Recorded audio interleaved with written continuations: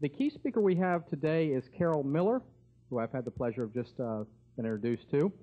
She is an Emmy Award-winning writer-producer that was the executive story consultant for the Maggie sitcom, a video presentation of Erma Bombeck's humorous view of life. Karyl's career highlights include, and this is very impressive, Cosby Show, one of my favorite shows, My Sister Sam, The Mary Tyler Moore Show, I think everyone knows that show, and Lily Tomlin. She has written sitcom pilots for NBC, ABC, and CBS, and the Norman Lear and others. I'd like you to please put your hands together and welcome her. This is Karyl Miller, please.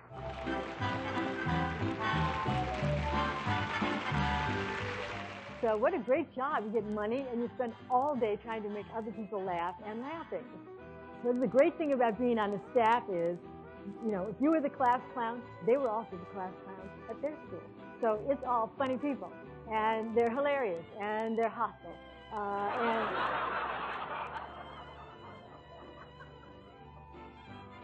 Okay, people ask me, well, what takes all night? Because a lot of times they go, okay, writing doesn't take all night. No.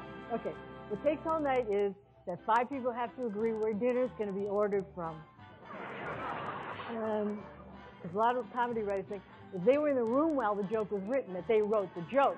If they didn't write the joke, when the network is standing there during run-through and they're laughing their head off, they'll always turn to the writers, and they're all lined up in our little director's chairs. Well, who wrote that joke? And you see 5 hands go up. You know, oh, I did. You know, people always ask me, well, where do ideas come from for shows? And at the Mary Tyler Moore Show, writers could come in with an idea, but Jim and Alan would sit down at the beginning of the season and they'd write a list out of ideas that they kind of liked. And then when you came in as a writer, they said, well, do you like any of these ideas? And they said, oh, well, yeah, I like that third one. Okay, well, let's try to pitch that out. So they had an idea that Rhoda had a younger sister, never been seen before, or even thought of before on the series, but anyway, who was going to get married. And Rhoda is going to take Mary back to New York to go to the wedding with her. And in the idea, Rhoda gets in a horrible fight with her mother, and just before the wedding, storms out and says, you know, I'm going back to Minneapolis, heck with this. And so we've gotten that far. It took 2 days to get that far in the story. And now we needed like something. What could we figure out that would draw Rhoda back to change her mind and stay? And so, oh, well, I've only got one idea. And that idea is that the morning I was born, my mother wrote a letter to me. And it was in an envelope, and it said, you know, to be opened on, the morning of your, to be opened on the day of your wedding. And in this letter was all her plans. It's so sentimental. You cannot read this letter without crying. It's got my 16 plan, my wedding plan, and all of her hopes and dreams, and the fact that, you know, she was hoping she would get a daughter. And it's just a fabulous letter. And this letter, even though I wasn't supposed to open it until my wedding, she left it like where everybody could see it. So it was like a known, you know, just typical.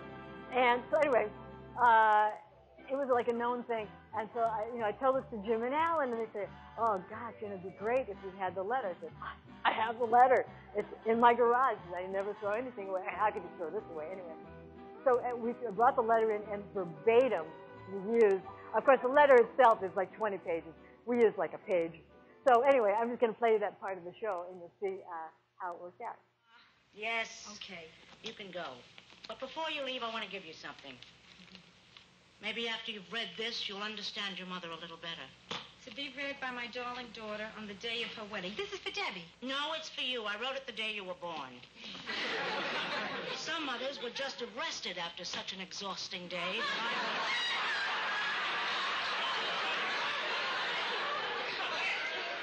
Oh, Mary, you read it, will you? She reads it, she'll probably cry. Cry? I won't cry. Oh, well, we'll see who won't cry.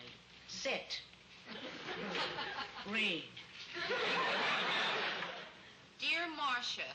Who's Marcia? That's you. It's a name your father hated. Dear Marcia, as you are reading this letter, I see you standing in your white gown and veil.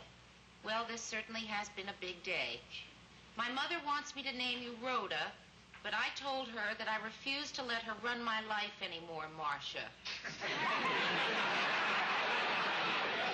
Oh, gee, you're so cute. Dark hair, dark eyes. I know you'll be lovable because we are a lovable family. Do I see tears? No. No. I just knew you'd be a girl. God has been good to me. The nurses haven't been so nice, but God...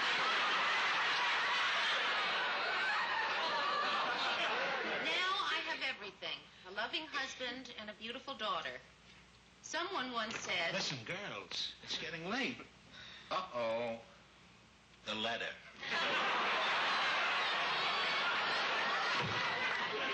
Someone once said, a son is a son till he has a wife. A daughter's a daughter all of her life. I hope this is true for us, because tonight my imagination is running wild. When you are sweet 16, I want you to have a dancing party with an orchestra. Do you need this? No. Well, it'll be right here when you do need it. And when you are married, I want you to have the most gorgeous wedding in the whole world with even a bigger orchestra. I hope by then we will be able to afford those things. Right now, we can't even afford you. Here I already have you married, and you haven't even had your first meal yet. Dear daughter, I love you very much. And even if...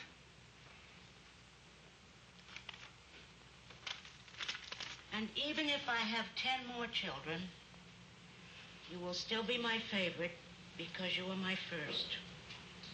Love and kisses, your mother.